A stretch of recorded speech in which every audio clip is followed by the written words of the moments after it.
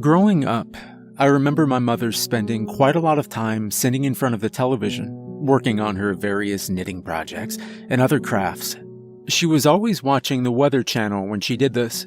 Our house was tiny, and my brother Joshua and I could almost always see her from where we'd been playing.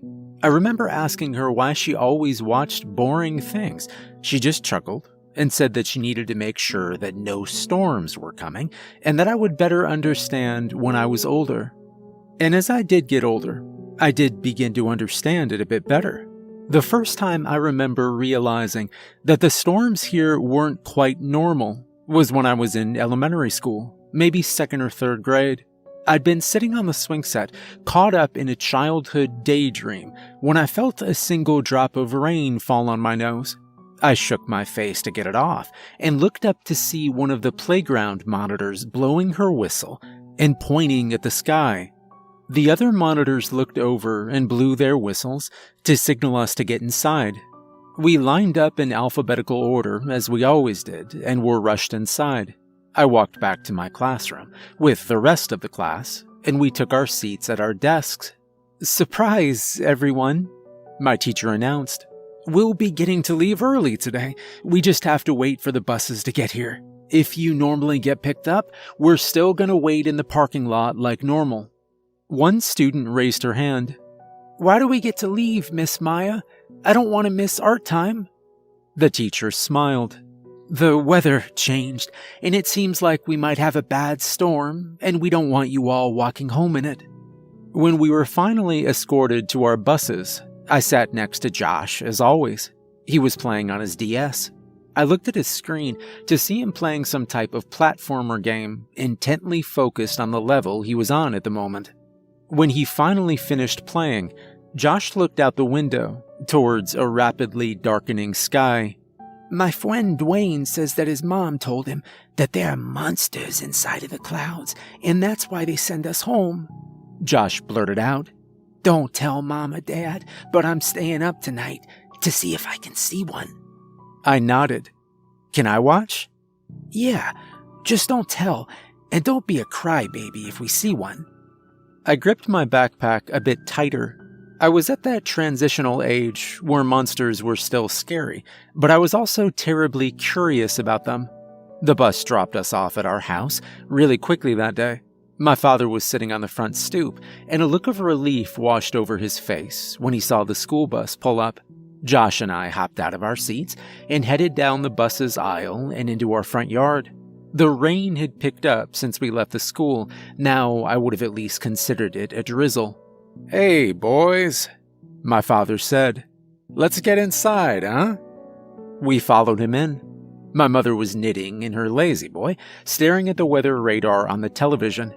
"You locked the windows, right, sweetheart?" she asked my father. "The windows and the doors," he replied. "Don't worry." "I know. I can't help it," she murmured back. My father made some sandwiches for Josh and me since we hadn't gotten the chance to eat at school. I had a grilled cheese. He had peanut butter and jelly, just like always. After that, Josh retreated to our room to play his DS some more, and I sat at the table working on my multiplication tables. I wanted to ask my parents if monsters were coming, but knew better than to snitch on Josh, so I stayed quiet until our bedtime. I climbed into my bed like normal, trying my best not to giggle at the fact that I was going to be staying up past my bedtime and give up our plan. My mother tucked me in and gave me a kiss on the forehead, then wished us good night before slipping out of the room. "Josh," I whispered almost as soon as she'd left. "Are we gonna do it?" "Yeah," he said, and I heard the creaking of the ladder to the top bunk. I sprung out of bed, which caused the ancient floorboards to emit a rather loud groaning sound. Josh shushed me with a glare, then crept to the only window in the room. Josh cracked the curtains open and got to his knees to look at the very bottom. I was still a lot shorter than him, so I had to stand to see. The storm was a really bad one. I could tell that immediately. While it was incredibly dark out, for the most part, bolts of lightning would illuminate the whole street as bright as day every few minutes. Trees leaned over in the wind, their lost leaves swirling through the air and getting caught in the steady stream of water rushing down the street into the storm drain. The rain poured down against the roof of the house, filling it with the sound of drumming water interrupted occasionally by the boom of thunder. "I don't see any monsters," I explained to Josh. "Let's just wait," he said. And so we waited by that window for what felt like hours to a kid my age, but might have only been 15 or so minutes in reality. Then we saw it. The creature, if you can call it a creature at all, was like a walking storm cloud. In fact, I just thought it was a strange shadow at first, just a clump of murky darkness. But then it began to reveal itself as something much alive. It moved slowly, with tendrils of its dark mass reaching out around it. At the same time as it began to advance through my field of view, a squirrel ran out of a nearby tree. The creature began moving much faster towards the squirrel, a long arm-like piece of darkness, reaching out to grab it. The arm picked the squirrel up, then wrapped around it and pulled back into the main mass. I waited for the squirrel to reappear or something, but it never did. As I waited for it to emerge from the creature, I began to panic. My breath quickened, and I got really lightheaded. The last thing I remember was feeling dizzy and reaching out to try and grab my dresser to hold me up. I then woke up on my parents' bed, my mother pacing the room in her floral nightgown. "What happened, Mama?" I asked, sitting up in the bed. "Oh, thank God," she exclaimed, and flung herself onto the bed to wrap me in a bear hug.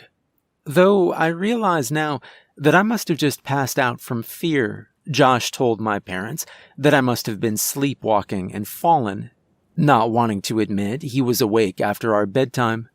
I went along with the story, and the monsters in the storm became a topic of conversation, almost as taboo as sex in my mind.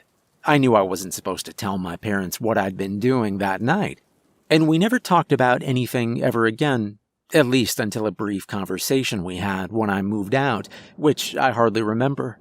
That was the first time I ever saw the monsters. I never sought them out again. In fact, quite the opposite. I avoided looking outside my window at all costs whenever the weather was even slightly stormy. And once I was on my own, I became like my mother. I am a freelance graphic designer, and I would sit with my laptop open in front of my own television, just watching the weather reports and praying not to see any storms heading my way. Everyone in the area is extremely wary of going outside during storms, but I was pretty over the top with it, refusing to leave my house if there was even a slight sprinkle or chance of thunder. But, alas, I saw the monsters again. Just last night, I knew the storm coming was going to be a bad one.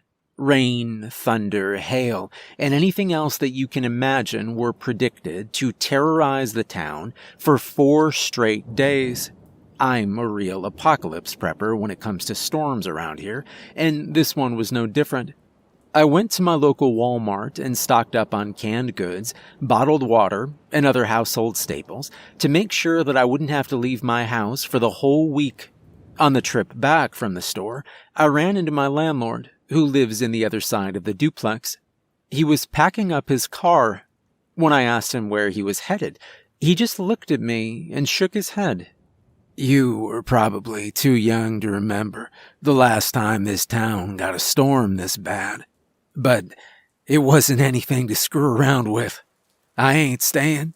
I'm gonna visit my brother in Springfield," he explained, then slammed the trunk of his car shut. It was a fairly nerve-wracking experience and set me on edge for the next couple of days. When the first green bits on the weather radar hit our town, I felt okay. I knew the storm was going to be a real doozy. The weatherman had said it was one of the worst to hit our town in years. I began to get nervous with what the landlord had said and considered leaving for myself. but realized that I had nowhere to go unless I decided to visit my parents on the other side of town, where I highly doubted the storm would be any less severe.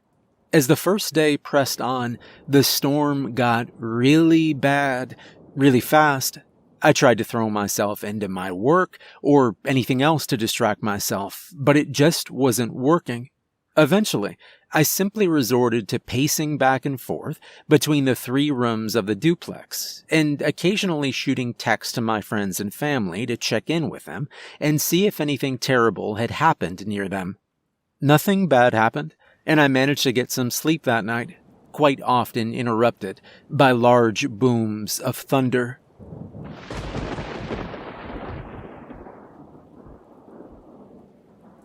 And then came yesterday.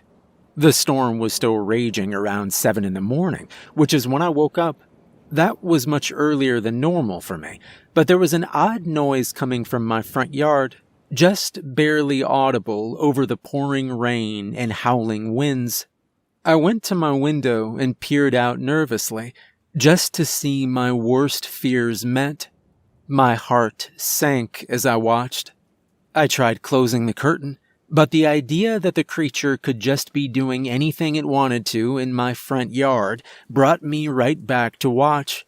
Eventually, the creature finished up on the tree, as well as ripping the door off of my mailbox, and moved to my landlord's side of the yard, and I could no longer get a good angle to view it from.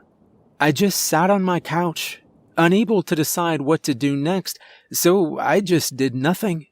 And then I heard a crack noise, very quiet, but so clear in my mind. I could tell it came from my basement, where I hardly ever went. I walked over to the door that led to the stairwell and placed my hand on the knob, heart racing. It took me a couple of seconds to work up the courage to open the door, but I finally did, and hated what I saw. There's only one window in my basement, and the single pane of glass in it had been shattered. Through the broken glass, 2 things poured into my basement. There was water rushing in, on the way to ruining the equipment down there, no doubt, and also something far, far worse. Tendrils of shadow crept in, amalgamating into a lump of a creature on top of my dryer. I didn't even think. Just sprinted for my keys and then out to my car without a second thought. I just drove as fast as I could, as far as I could, until several hours later when my tank was almost completely empty. By that time, I was far from home and the weather had begun to clear. From there, I got a hotel, which is where I am now, and have just been sitting around waiting ever since. I'm not sure when, or even if, I'll go back at all. I left everything back there, but I guess I'm scared the thing stayed in my house, and it's just going to be waiting for me when I get back.